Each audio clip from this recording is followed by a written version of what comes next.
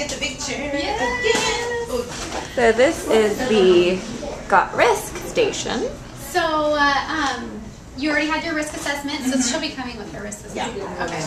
Okay, how did it go? It went good. I got a lot of information over that. Awesome. Yeah. That's great. Well, what do you hope to get out of this whole thing? Just some reasons why I keep getting consistent cavities. Like when I go to the doctor, I always got a new one. Yeah, I don't know why. Yeah, that's that's exactly why we're here, because it's a misconception by most people. I mean, people think you brush and you floss and you get to, you know, take care of your teeth that way and you have good healthy teeth and that's it. But it's so much more than that. You know, dental cavities are factorial. There's all kinds of things that are involved. So I'm here to talk to you about your risks. Okay. And what, things cause cavities. So I guess I would look at her Risk profile. So, okay, I see that you are on different medications, and sometimes medications can cause dry mouth.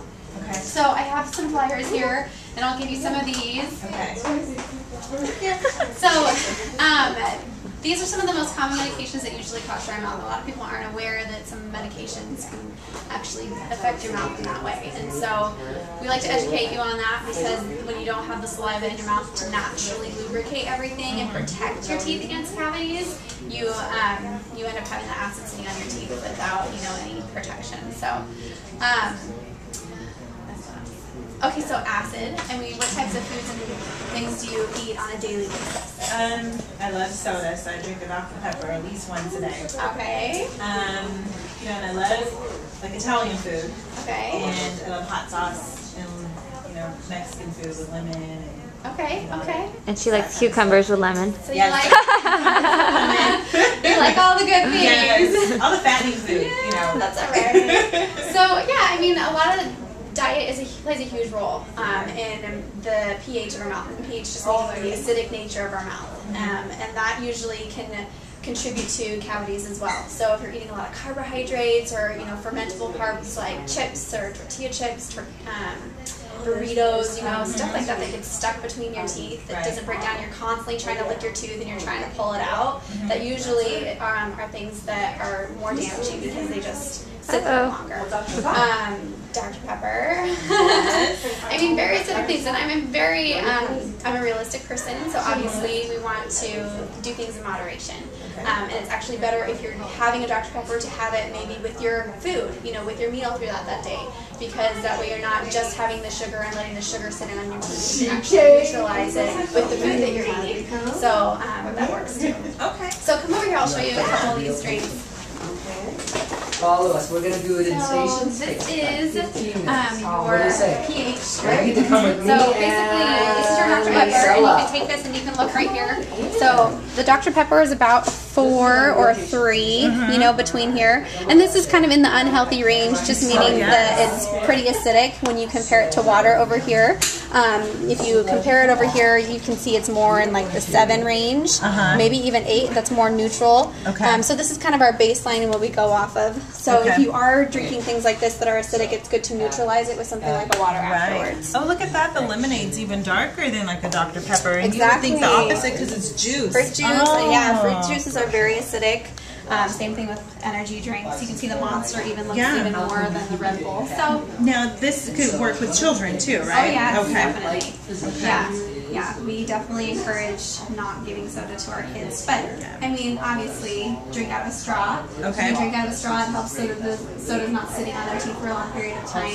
Neutralizing with water afterwards. Okay, sounds great. All right. This is good information. I would have never known. Good. I'm so glad you came in here. Thank you, Julie. Thanks. You're welcome. Okay, let me hand you off over here to Sylvia. She can talk to you about some solutions that we have for these things. Okay. Thank you, Julie. You're welcome. Hi. Hello. I'm Selena. Hi, Selena. Nice to meet you. Have a seat. I get the I know you get just the big chair for all of your caries, got solutions, and whatnot. I'm gonna give you a little brochure here. Okay.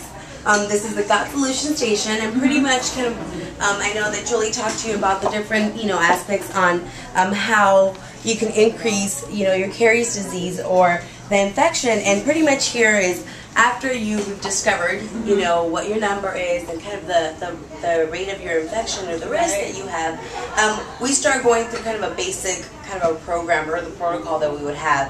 And the first thing is to remove the infection, remove the caries, disease, teeth. You know, if there's any cavities, we would be doing fillings kind of in those lines. Then, like everything else, we would, you know, introduce you to our carie-free program. That's a 3-month program that's all based on rinses and the way that, you know, we take care of the oral environment. The biggest thing with that is just to neutralize your mouth.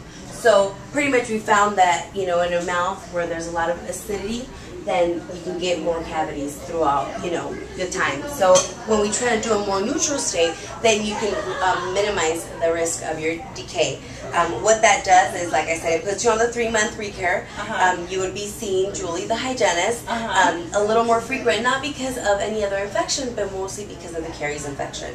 We would be putting fluoride treatments in your teeth and, you know, basically just a recare more continuous. So that's going to help me not come in, like, because it seems like every time I come in to get my teeth cleaned, I have a new cavity. So the more frequently I come, the less I'll get it? Well, what we're trying to do is always neutralize the environment. And as you can see in one of the facts is that your genetics play a primary role in your infection. So even though we do all of these great things with the carie-free system and having you come in and placing fluoride in your teeth and making sure you're not, you know, try to, you know, control your diet a little bit, not eating so many acidic foods or whatnot. You know, we're trying to prevent everything. Obviously, if your genetics is just one that you're going to lose your teeth or you're going to get cavities all the time, then, you know, we can't necessarily say it's 100%. We've just found that most of our patients really, really benefit from it.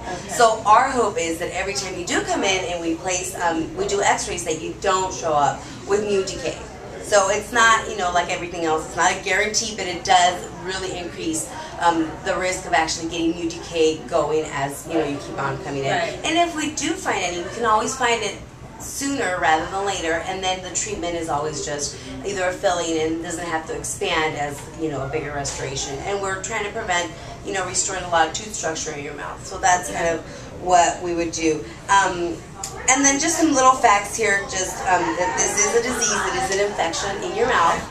A lot of patients don't really relate infection, just the tooth and whatnot, but it is an infectious, it is a disease. And with our Healthy Mouth baseline that we created, we've really learned there's a lot of things that kind of go through your body, and it starts all in the oral cavity. So just by that, you know, it's a big thing that we can, you know, are able to talk to our patients about it. You can obviously lose your teeth, and then there is a really good statistic online saying that people that have their teeth live 7 to 10 years longer than people that don't have teeth. So people that are walking around with dentures have a shorter lifespan, and it's just been proven now through all of the studies that happens. So now we're trying to encourage more of our patients, you know, to try to keep their teeth and, you know, make sure that they have them so they don't, you know, lose those 7 years of their life pretty much. And then it is a transmissible disease, so let's say that, you know, your spouse or your partner, you know, you're kissing them, all of that, it's all transmitted. So if you have, it kind of is, but if you have disease and all of a sudden now your partner has a disease, or your kids can get it just by simple things, and it's something that, you know, not only is genetics, but because you are with somebody that has an infection, it can easily thrive into your mouth as well. So that's kind of what my station is all about. You know, we have, like I said, our carie-free system, and then I am going to be giving you today a little baggie that has, I get a baggie? Yeah, it actually has kind of the treatment rinse, it has some gum. It has xylitol, so if you're ever, you know, thinking about buying gum, I know it's kind of geeky, but turn it around and it says xylitol on the back. That's the good gum that you might be using. And then it has a neutralizing toothpaste, so I'll show you kind of the different things that it has. Like I said, this is the xylitol gum, and they're all just little samples of it. Okay, great. If you were to, you know, you decide to get a kit, this is kind of what you would be getting in it as well. Okay. The treatment rinse is not actually the, you know, therapy rinse. It's just what you do afterwards to maintain it. Okay. And then just some toothpaste. It's actually pretty good, just kind of minty. So would I use this toothpaste instead of my old one? Yeah, well, this is just a sample, so you can just try it out. Okay. Obviously, if you do, and when you do start your treatment, then you would just be using the actual toothpaste instead of the toothpaste I get from the store. Okay. I'll give you some other VIP cards as well. to, you know, talk to your friends and family, and if they decide they need a dentist, or if, you know, some of this information was beneficial to you, you can always give them our VIP cards and have them and refer them to us. Okay, well, I appreciate it. I learned so much today. Any other questions for us? That's it. Alrighty, well there you go.